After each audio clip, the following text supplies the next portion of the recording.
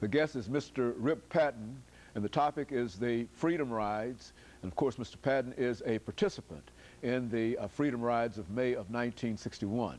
And Mr. Patton, let's give you an opportunity during this last segment to simply inform our audience of some of the impressions and some of the things that happened to you and others during this very, very critical period in the civil rights movement. Okay.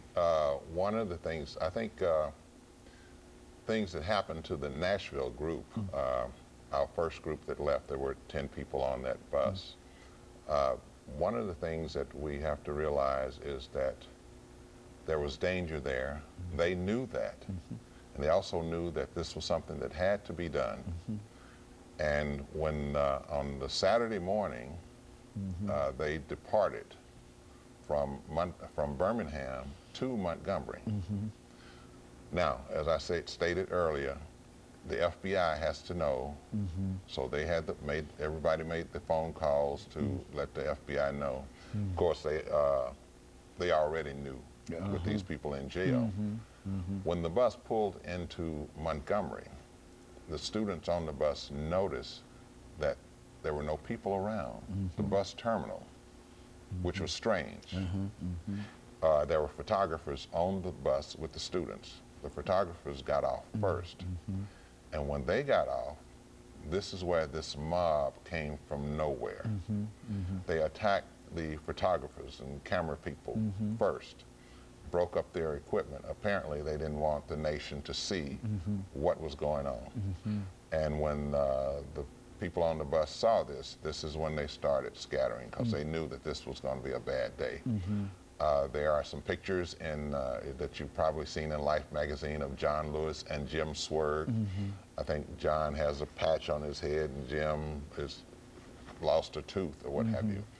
There were some other injuries in that. A young man who was a student at American Baptist, he was hospitalized.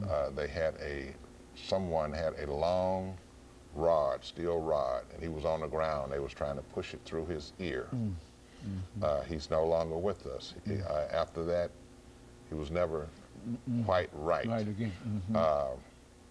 There were a couple of students who got away in a taxi cab, so everybody just scattered. They were running.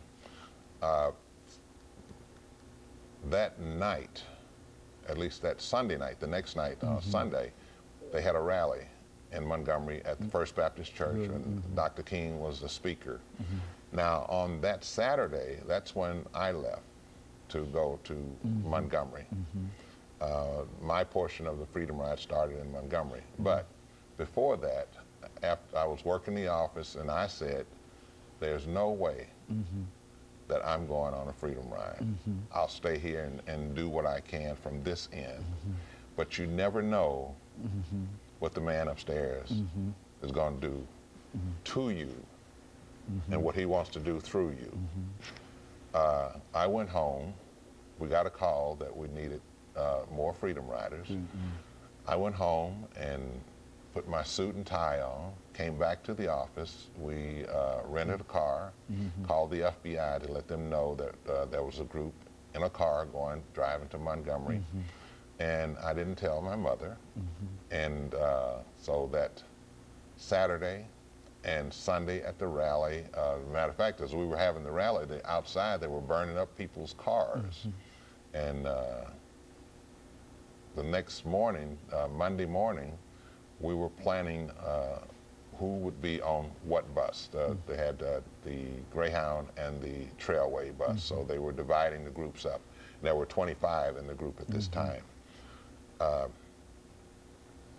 I was on the second bus with Dr. Lafayette. The first bus left, and what we didn't know was that we had the National Guard,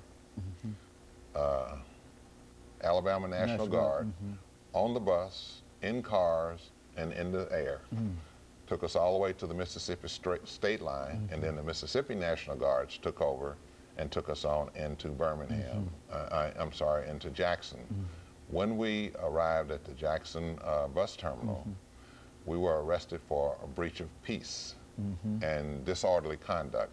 They dropped the disorderly conduct and charged us with breach of peace. And of course, we all decided that we would stay in jail. And that was a $200 fine or 67 days in jail. The next thing, we were moved to the city jail. Now, in the city jail, apparently they hadn't used the part where they sent us. And there was segregation in the jails. All the blacks were in one portion of the jail. We couldn't see any whites. The white males were in a separate place. The white females were in a separate place, and so were the black females. When we went into the jail cells, which had a day room, we had to actually clean it first because of the mold. Everything was green. And with the first group, whenever they would move us, they would move the first group. They filled up the city jails. They moved us to the county farm, which we stayed for maybe 2 days, brought us back to the city jail. And what was happening was they were making preparation to take us to Parchman, the state penitentiary, to minimum security. So after they did all the paperwork, they took us to Parchman. And that was quite a group that went to Parchman. One of the things I remember that was very shocking to me, that was there were quite a few hunger strikes that went on. In the prison? In the prison. Well, actually in the city jail. And some of the riders were so weak they couldn't walk. And when we were transferred to the state penitentiary and they were asked to get up and walk, well, the guards used cattle prods. And if you know anything about cattle prods, it's electric shock. They used that to get these people to move. And so while we were in the state penitentiary, we always sing. We'd love to sing, and they would try and stop us from singing. I remember the 4th of July. We were singing, and they said we would take your toothbrush away from you if you don't stop singing. Well, one gentleman said, you can take my toothbrush, but you can't take my soul. We continued to sing.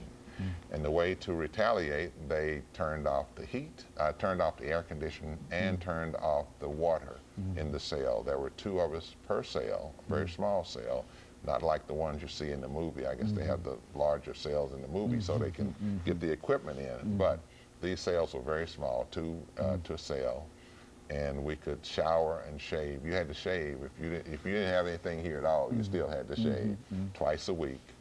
And what we had to wear was like boxer shorts, and that was it. And that was that rough, raw cotton that they made these shorts out of. Well, now, being in Mississippi, we've got about 2 minutes, let me get this in. Being in one of the, quote, one of the more racist states in terms of segregation and et cetera, did you not fear almost continually for your life? The only time I had any fear, when I was released, I spent 61 days of the 67. I was the only one that was let out on that particular day. A lawyer came to pick me up, to take me back to Jackson. And that's the only time I had some fear, because I was out there by myself. But when you're with a group, you don't fear for yourself. You fear more for the person in front of you or behind you. You think more of the other people than you do yourself. And so really there's no fear there. But after I got back, I went to, worked here on the HG Hills, trying to desegregate HG Hills, stayed here for a while, and then I went to New York to CORE, and was a speaker for CORE for a year to raise money for the Freedom Ride. It was still going on. And that's what I did. And then I came back to Nashville, and I was one of the 13 that was expelled from Tennessee State University. We filed to get back in school, and they admitted us back, but I went back for 2 or 3 quarters, and things just didn't seem right to me. And so I don't mind saying that I was one of those that didn't finish. Yes. The university, as well as the state and the nation, owes a great debt of gratitude to you and others who had the kind of courage, Mr. Patton, to really walk into the mouth of the lion. You see, because I think people who understood, and I think all of the riots and the burning of the bus and the burning of the cars and et cetera, is an indication of the kind of intensity that was associated with this, and especially when you infer that the FBI might be in cooperation with this, and, and to at the same time get on a bus and drive down into the mouth of the lion. It really deserves greater recognition. And let me thank you for coming by. And, you know, I have a little that, something for you. It's called Free at Last. Okay, and let me thank our audience, and let me encourage them to tune in again next week for another informative edition of Comments. Thank you, and good morning.